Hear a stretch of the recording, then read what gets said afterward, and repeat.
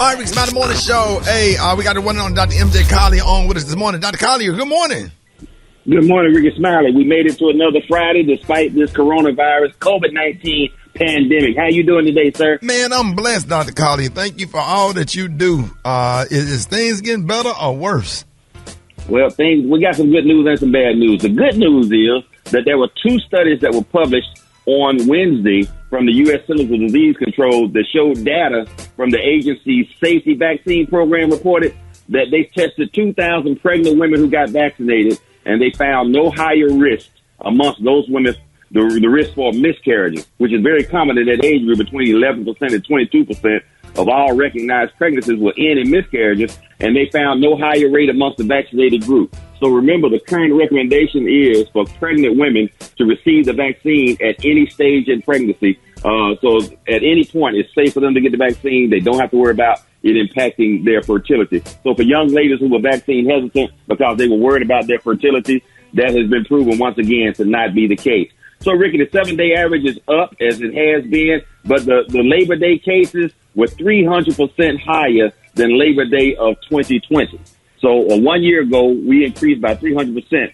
And children, who have been a study around 14% of those infected, now represent 28%.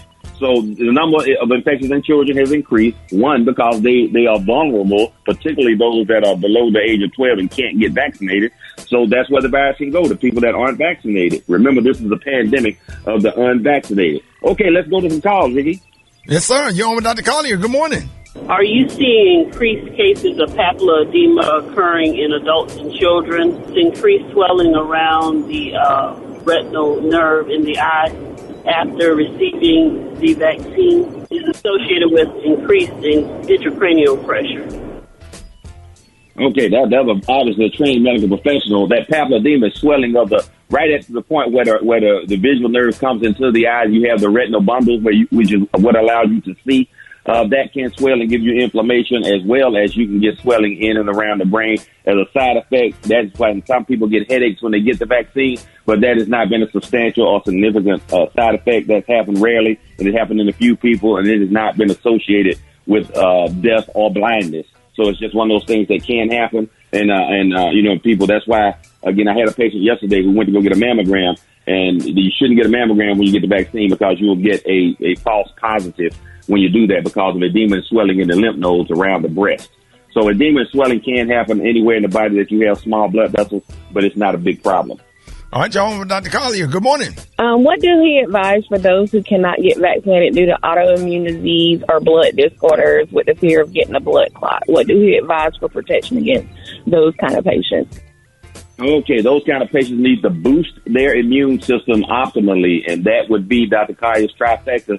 That would be vitamin D at 5,000 international units per day, vitamin C at 1,000 milligrams per day, and zinc at 30 to 50 milligrams per day. That optimally boosts your immune system and give you a chance to not only protect yourself from viral infections, such as the flu or the coronavirus, but also bacterial infections, such as staphylococcus and streptococcus, and fungal infections, such as fungus infections of the toenails, vaginal yeast, and jock itch for men.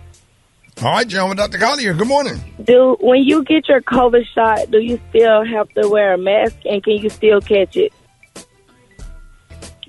Okay, you still should wear a mask depending upon your environment, particularly if you're in a closed environment where air is not circulating with a lot of people in it. The current recommendation is that you do wear masks. Okay, these are the opinions of Dr. MJ Collier, not those of Rickey Smiley, the Rickey Smiley Morning Show cast, or its production crew. Follow me on all social media at ASK Dr. MJ. Follow me on Facebook. I'll follow you back, I promise. Have a great weekend, Rickey. Hey, you too, Dr. Collier.